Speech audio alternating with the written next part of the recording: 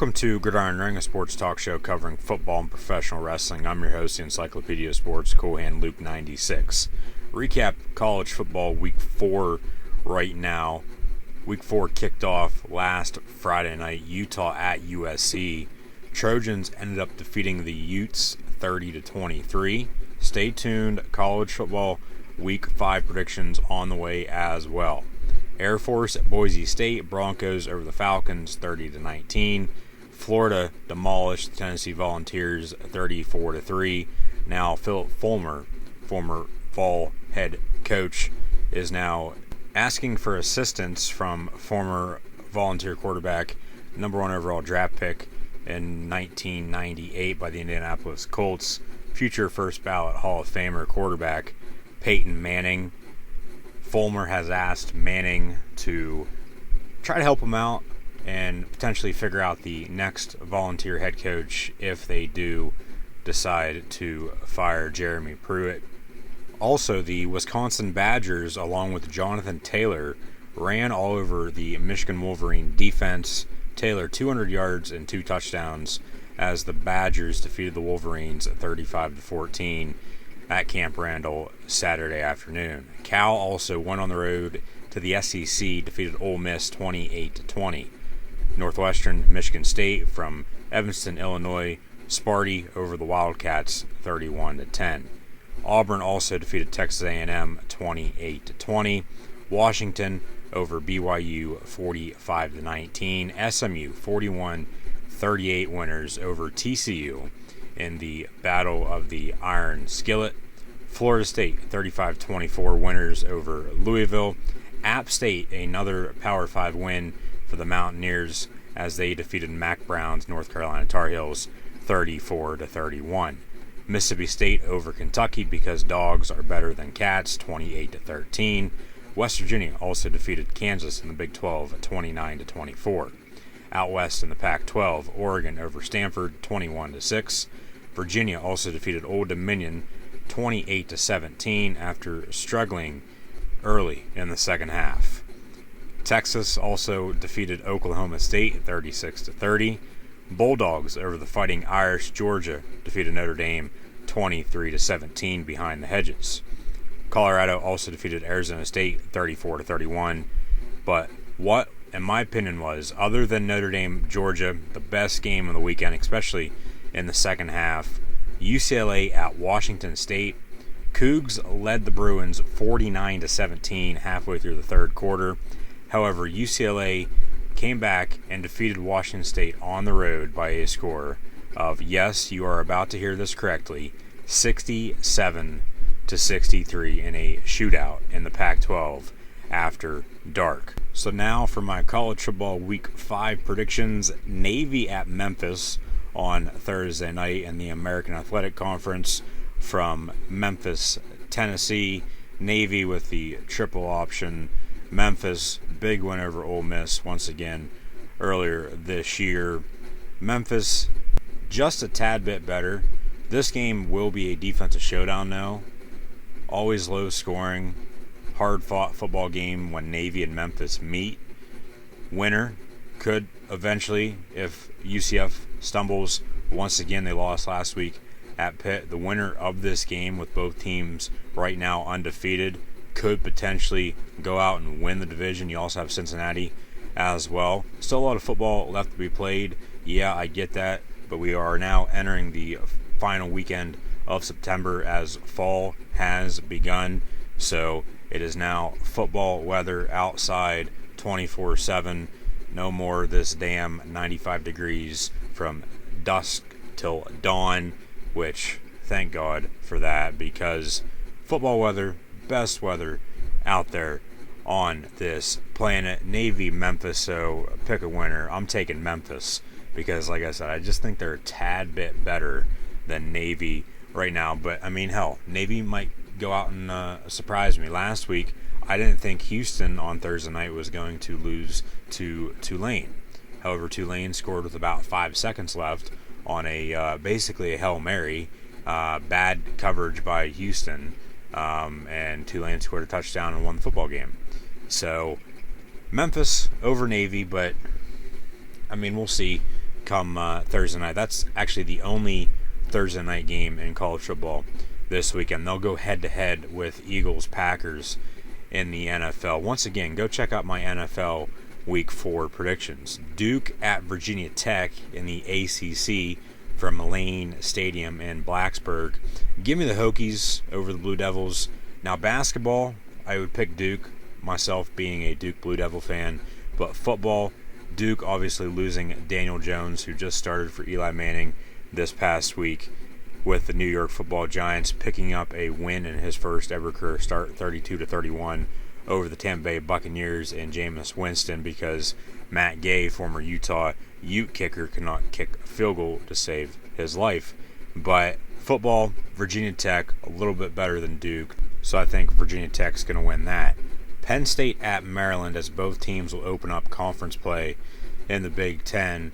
I'm not going to say Penn State's going to win by a lot. I think this is going to be a hard-fought, low-scoring football game, just like 2 weeks ago, with both Penn State and Pitt, and Temple and Maryland.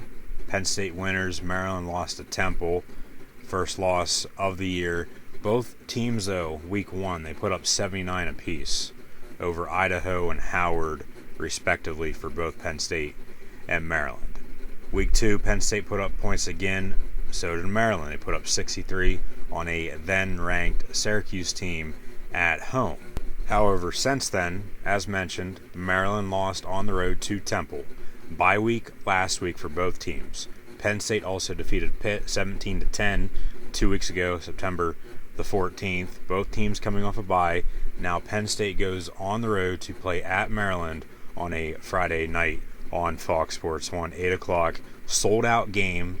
Maryland actually adding more seats to the stadium so they can have a home field advantage. But however, this more than likely will be a Penn State whiteout, as Penn State always travels well, and now they're down in the DMV area of Washington, D.C., Baltimore, Northern Virginia, and a lot of Penn State alumni. Penn State, the largest alumni association in the world.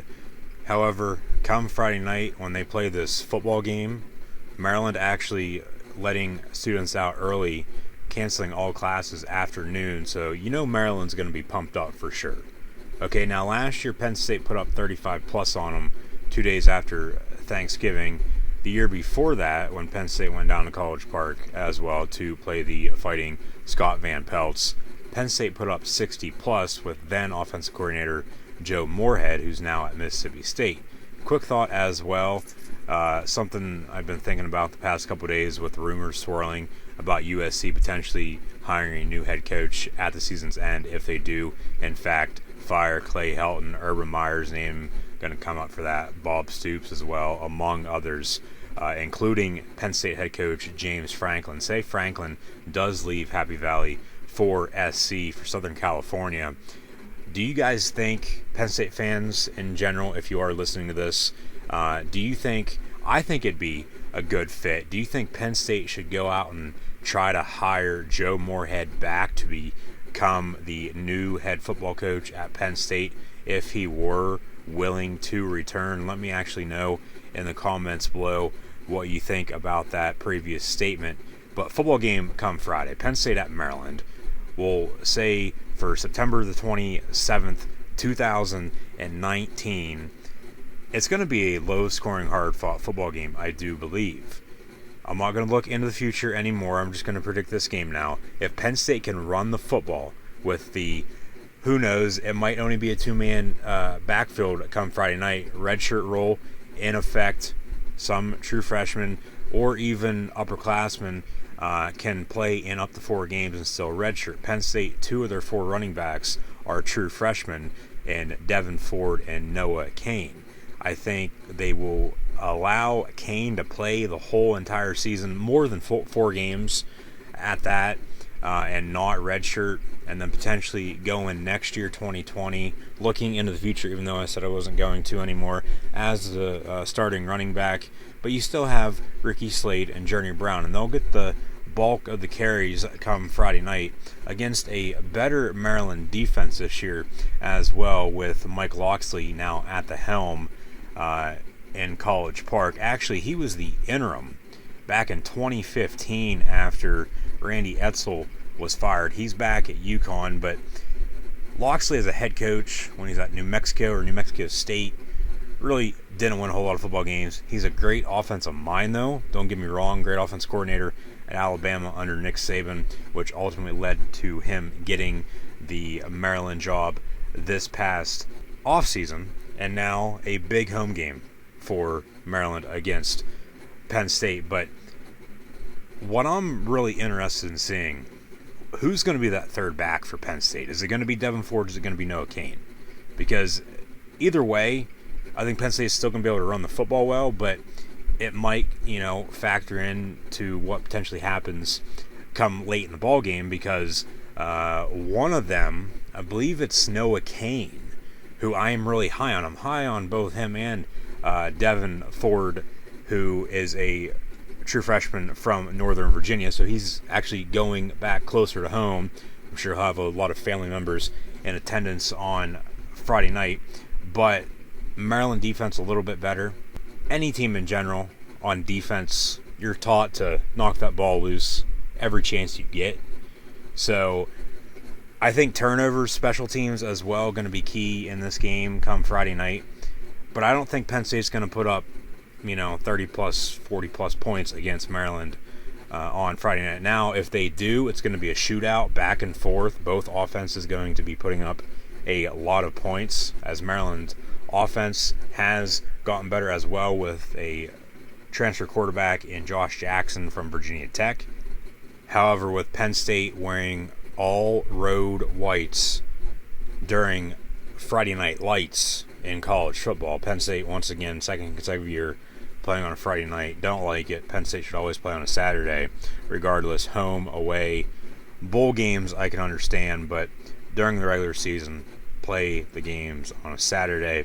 But Penn State, being an Nittany Lion fan myself, I'm hoping they win. I'm going to pick them to win. However, I wouldn't be surprised Maryland gives them some trouble, for the first 2.5, 3 quarters, because go back to that Illinois Friday night game last year. As mentioned, this is the second consecutive year Penn State's playing on a Friday night. They played at Illinois in Champaign last weekend of last year, and Illinois actually had a ball game halfway through the third quarter, and then Penn State pulled away in the fourth after a strong running performance by the committee at running back. So running the football, good defense, turnovers, special teams also going to be key. I think all those will factor in, and we'll have to see how Sean Clifford, the Big Red Dog, a first-year starting quarterback for Penn State, plays in his first true road test in 2019 here during College Football 150. Going to be a hostile environment. Like I said, games sold out. Maryland adding more seats. Kids getting out at noon. All classes afternoon are canceled. So, low-scoring game, I'm going to say, because some Penn State fans out there, for some reason, they have wanted me all season long. And sometimes I do and sometimes I don't. It just depends on, whatever's on the top of my mind, because I do my predictions, whatever's, in my brain at that very moment. They want me to do score predictions. Sometimes I do, sometimes I don't. But for this game, I'll give a score prediction. Penn State at Maryland, I'm going to say, we'll say 24-16.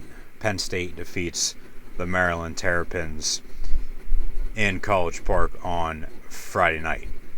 Arizona State and Cal in the Pac-12 after dark on a Friday night as well. Cal defense, I think they'll get after the Sun Devil offense led by Herm Edwards. And, Arizona State last week, I thought they should have defeated Colorado. Colorado up and down, defeats Nebraska, loses to Air Force, who lost to Boise State. Everything's connected one way or another. If you haven't noticed that with myself, the Encyclopedia Sports, Coolhand Luke 96. Like, follow, and subscribe. Gridiron Ring and myself, Coolhand Luke 96, on social media, Facebook, Twitter, Instagram, right here on YouTube, and also over on Periscope. Links are in the description below.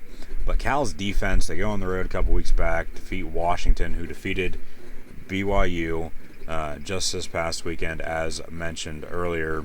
Close game, very close game. Cal's been in some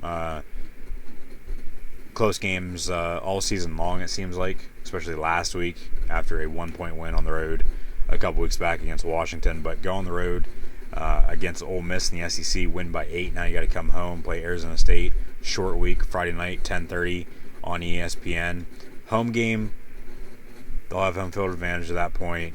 Give me the Cal Golden Bears over the Arizona State Sun Devils. Texas Tech, Oklahoma from Norman. This is the Baker Mayfield Bowl.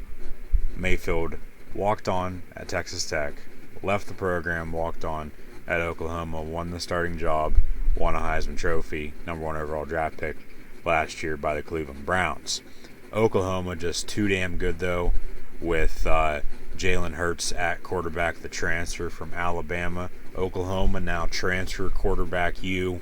Baker Mayfield the first, then Kyler Murray. They both won Heisman trophies. Both ended up being top picks in their NFL draft in 2018 and 19, respectively. Now, I'm not saying Hurts is going to win the Heisman and to be the top pick next year in the NFL draft, but Oklahoma with Lincoln Riley just too damn good for Matt Wells' Texas Tech Red Raiders. So give me OU over Texas Tech. Another Texas team, Texas A&M, goes to Arkansas to play the Razorbacks. Jimbo Fisher will have his team bounce back against Chad Morris's Arkansas Razorbacks. Chad Morris, a very well-liked, a well-known former Texas high school football coach. So he knows how A&M's going to play. SEC West Showdown as well, Saturday afternoon. But A&M, give them the Aggies over the Hogs. Kansas, TCU in the Big 12. TCU lost last week to SMU, one of Chad Morris's former squads, in the Iron Skillet game. Now, TCU hosting Kansas, who last week lost to West Virginia after defeating Boston College on the road on a Friday night 2 weeks ago. Kansas up and down. It seems like they can build some momentum, but the next week they just didn't play well last week. And West Virginia just one of those teams right now too, up and down as well. So, I mean, we're gonna have those type of games, all season long. Look at TCU, same situation at Purdue. They blow the Boilermakers out. Purdue actually hosts Minnesota in a Big Ten West showdown Saturday night in West Lafayette. But then TCU last week, they lose by 3 at home in the Battle of the Big D against SMU. But TCU at home against Kansas and Les Miles, the Mad Hatter himself. Gary Patterson over Les Miles. Horned Frogs over the Jayhawks. BYU at Toledo. BYU, if they were in the MAC, they would win that conference every single year. But however, they're an independent. They can play whoever and basically where the hell ever they want to play this game at. But it's going to be in Toledo, Ohio. BYU all over the country being an independent. A couple home games against Washington and Utah, along with USC. 3 Pac-12 schools that go on the road to Tennessee, now to Toledo. BYU will win this football game on Saturday. Clemson, North Carolina in the ACC. North Carolina started out strong, lose to Wake Forest, lose to App State then last week as well. I think they'll lose once again and lose to the defending national champion Clemson Tigers. Clemson's just too damn powerful for Mac Brown's North Carolina Tar Heels. However, this game could be close, a very close finish between the Tigers and Heels in Chapel Hill on Saturday. Because Mac Brown, he'll have his team ready to play, don't get me wrong, but Dabo Swinney, I think, will make some good play calls late in the ball game, and Clemson will end up winning this game. Ole Miss at Alabama. Ole Miss has gone to Tuscaloosa before and defeated a Nick Saban coached Crimson Tide squad, but however, Alabama with Tua Tagovailoa and company, Alabama's just too damn strong as well. More than likely, we're going to get to see Alabama-Clemson Part 5, I do believe it is, in the college football playoff this upcoming fall at the season's end, because basically they're just the two best teams in college football. There's nothing else to it. There's no other way around it. And, I mean, whether it's good or bad for the sport, Alabama will beat Ole Miss and then eventually because Alabama and Clemson will probably continue to win. We'll get that once again. But however, Auburn's looking pretty damn good, and so is LSU, and Alabama still has to play both of them by the season's end, both also in November, first and last weekend in November. So Alabama, they could stumble. It could be Clemson and, say somebody like Georgia in the SEC East, who they're really only toughest game remaining would be Florida in the Florida-Georgia game in Jacksonville. From what I can remember off the top of my head, I'm sure Georgia has to play somebody else out of the SEC West, whether it be LSU or Auburn. Not 100% sure on that. If you guys let me know in the comments below. I haven't checked on Georgia's schedule as of late. That's why I'm saying I can't remember if they play 1, 2, maybe 3, teams from the other division. But, you still got to go out and, try to win football games regardless, no matter who you're playing week in and week out. But for this game with Ole Miss in Alabama, the Crimson Tide are going to roll all over the Rebs. So roll, Tide, roll. Top 25 showdown in South Bend, Virginia. As I said, they struggled against Old Dominion at home in Charlottesville at Scott Stadium this past Saturday. Now have to go on the road to Notre Dame, who is coming off a loss against Georgia behind the hedges last Saturday night. So Notre Dame in consecutive weeks on CBS and now NBC, as they will host the Virginia Cavaliers at 3:30 on Saturday. We'll have to see how Notre Dame plays in a bounce-back week. Are they going to go out and play like they did last week and lose again? Or are they going to go out and play like they played against New Mexico or New Mexico State the week before when they put up 60-plus on Bob Davies' squad? Bronco Mendenhall, great coach, great decision to lead BYU now for Virginia. At the time, no, it's like, what the hell are you doing? But he's turning Virginia around, and the Cavs are now, ever since Frank Beamer left Virginia Tech, Justin Fuente taking over, Tech's been struggling a little bit in my eyes. Virginia really the top college football program now in the Commonwealth of Virginia. And I think Virginia, actually, the Cavs, I think they're going to go on the road and defeat Notre Dame on Saturday afternoon. And this will be a game that, with the result, it's going to get everybody talking. Brian Kelly, does he have control of the team? Are they going to be able to win, at all the rest of the year? Yeah, they'll win more games, don't get me wrong. But losing 2 in a row, they'll find out who they really are ending September into October. But then also coaching rumors will come up for him. Is Notre Dame going to fire him? Is he finally going to leave for the NFL after 10 years? So on and so forth. But Virginia at Notre Dame on Sunday. I'm taking the Cavs over the Fighting Irish. USC at Washington in the Pac-12. 3:30 on Fox. USC up and down, basically down to their 4-string quarterback. No one can stay healthy. Clay Helton trying to fight for his job. And if they lose, everybody's going to be talking about, who's going to replace Clay Helton? But then the following week, next week, they'll win again. USC plays Notre Dame in a couple weeks as well. So they might already be looking ahead to that game in about 3 weeks, I do believe. I believe it's October the 18th, 19th, third week October, somewhere in there. Really doesn't matter. USC just needs to pay attention to Washington, coming off a big win on the road against a good BYU Cougar team. 45-19, as mentioned earlier. Washington, though, with Jacob Eason, I think he'll play good once again like he did last week. Quarterback play going to be key. Like I said, SC down to their 4-string quarterback. And I think the Huskies will defeat the Trojans once again. Indiana, Michigan State in a Big Ten East showdown. Give me Sparty over the Hoosiers. Georgia Tech, Temple, Jeff Collins Bowl. Collins actually just left Temple at the end of last year to take the Tech job. Now Georgia Tech, they lost to the Citadel a couple weeks ago. Temple, big win over Maryland 2 weeks ago as well. Temple tough, giving the Owls over the Yellow Jackets. Also, Wake Forest at Boston College. Eagles over the Demon Deacons. Wake Forest, big win over North Carolina a few weeks back. That same weekend, BC lost to Kansas. That will actually be 2 weeks from this past Friday now, or 2 weeks from this upcoming Friday. But enough with that. Regardless, teams move on as the season will progress week in and week out. Boston College defeated Rutgers now. Rutgers, the scum of the earth, especially in the Big Ten.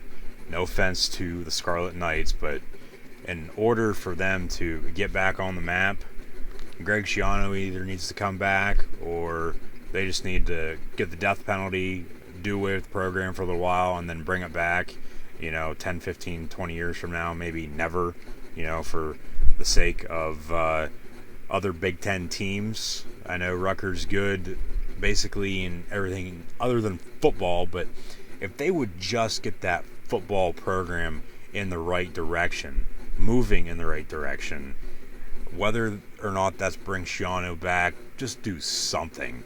Make them competitive. Like, literally, they go out every week and just, they look like they're 3-year-olds out there playing football. Like, no. It just doesn't add up. It just doesn't make sense. Like, I don't know what it is about Rutgers, but maybe it's New Jersey. I don't know. Nothing against the state of New Jersey either, but I don't know. I mean, how last week offensive lineman punched his quarterback after he threw a touchdown pass, for God's sakes. Like, who the hell does that?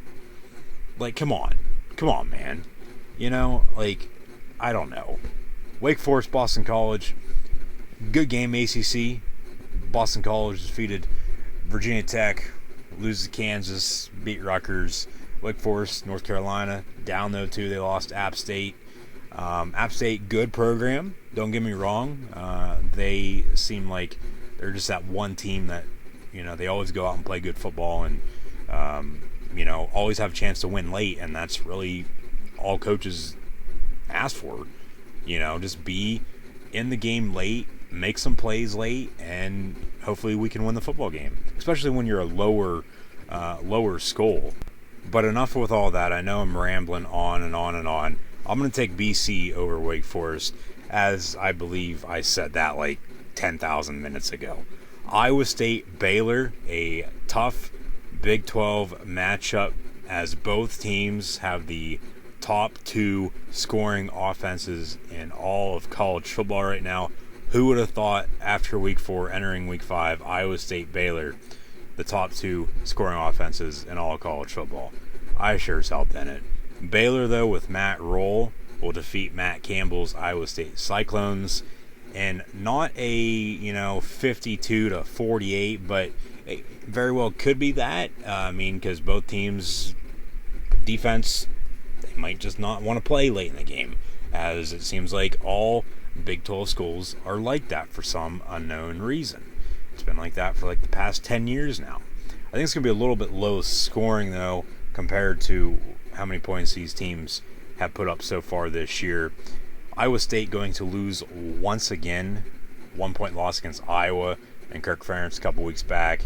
Now they got to go on the road to Waco to play Baylor. Bears will defeat the Cyclones. By the way, what the hell is a cyclone anyway? I get an actual cyclone, but it's like a mix of a Hawkeye and a cyclone, it looks like. Like, Iowa State fans, hit me up. I know I'm a big college football fan, but Iowa State Cyclones, I get a lot of tornadoes come through Iowa and the Midwest as well, but still, just let me know what the hell a cyclone is as a college football mascot. Like I said, I know what an actual cyclone is, but it just doesn't, for some reason to me right now, make any sense. Baylor, though, 20-17 over Iowa State. Minnesota, Purdue, Golden Gophers over Jeff Brom's Purdue Boilermakers. PJ Fleck, the Minnesota Golden Gophers continue to win late games. His name might be coming up for some better jobs, and I really wouldn't be surprised if he does leave Minneapolis. Year 3 now, really, when he took over, Minnesota wasn't that good. And they're still really not that good. They've just been winning some close games late, in overtime as well, early on here in the season. Now, normally I would take Purdue. They're playing at home, Ross-Ade Stadium in West Lafayette. But Minnesota, I just can't pick against them anymore. They're winning some close games late, and they're undefeated for a reason. So give me the Golden Gophers over the Boilermakers in the Big Ten West. Cincinnati, Marshall. Give me the Bearcats over the Thundering Herd. Mississippi State, Auburn. Mississippi State, another one of those SEC West teams that could potentially, down the road, if Moorhead does stay and, say, Saban retires and for some unknown reason, LSU with Ed Orgeron, maybe his name comes up for USC. He was a former defensive coordinator out in Los Angeles for the Trojans. I don't think he'd leave LSU, though, to be honest with you, but just a thought. Mississippi State, though, they could be, a force to be reckoned with if they can get things moving, and it seems like, everybody else falls off the face of the earth. But if Franklin does leave, I'm thinking about this more and more as, this audio recording goes on, and also college football season progresses as well. If Franklin does leave for SC or a different job, maybe the NFL as well, it'd be to USC over the NFL for sure, but you just never know. Joe Moorhead, I think, would be the perfect fit to replace him right here in Happy Valley at Penn State. So just a thought on that as well, like I mentioned earlier. But Auburn, they looked good against Texas A&M last week on the road in the SEC West. Now a home game against Mississippi State, who is sort of struggling, but they could be that team this year that, no one really wants to play. They, just find a way to win late, but then at the same time they lost to Kansas State at home out of the Big 12 there a couple weeks back, and then defeat Kentucky, who lost to Florida, and both Kentucky and Florida really aren't that good in my opinion. Florida are not a top 10 team right now with a new starting quarterback now after Felipe Franks went down with a broken ankle a couple weeks back in that Kentucky game. So Auburn with Bo Nix, he is winning some games in the clutch. Oregon, Texas A&M there last week as well. Bo Nix at home against Mississippi State. I think the Tigers will win. Now, last time Auburn played at home after the Oregon game, they sort of were a little sleepy. So keep an eye out for Mississippi State over Auburn, but I'm picking Auburn to win that game. Kansas State, speaking of the Wildcats now, led by Chris Kleiman from North Dakota State, will travel to Stillwater to play Mike Gundy's Oklahoma State Cowboys, who are coming off a loss to Texas. However, Boone Pickens Stadium, a very, very tough place to play. Boone Pickens actually just passed away within the past few weeks. Kansas State, really, I know they lost on the road in the SEC to Mississippi State, or they won, I believe I said that right. Either way, I just did, so I'm not going to go back and edit that by any means. But anyways, Mississippi State, yeah, tough place to play with the damn cowbells or whatever the hell they have down in Stark Vegas with Joe Moorhead and company. But Kansas State at Oklahoma State, Boone Pickens Stadium, a little tougher place to play, in my opinion. Just like, as I mentioned in my NFL Week 4 predictions, be sure to go check those out. Denver is a tougher place to play than Houston. Jaguars at the Texans a couple weeks back. Now the Jags go to Denver to play the Broncos. So, Oklahoma State, close win. Maybe a shootout. We'll see, over Kansas State on Saturday. 7:30, though, Saturday night, ABC, Ohio State at Nebraska in Lincoln. College game day on the scene as well. This game going to be a lot closer than what people are thinking. Nebraska will come to play. I really even wouldn't be surprised if they pulled the upset. However, Justin Fields playing some damn good football right now. Joe Burrow as well down at LSU. That's what I'm saying with Alabama. If they stumble against either LSU or Auburn late, maybe even somebody else, and LSU keeps winning the way Joe Burrow is playing. They put up 60 on Vanderbilt last week. I know that's Vandy, but still, Burrow, former Ohio State quarterback, transferred to LSU, didn't win the job in Columbus, so that's why he got out. Now Justin Fields in, and Burrow, he could win the Heisman. he's playing some damn good football right now. Justin Fields in the conversation as well, along with Tua Tagovailoa. I'm sure I'm missing somebody other than Jonathan Taylor, running back from Wisconsin.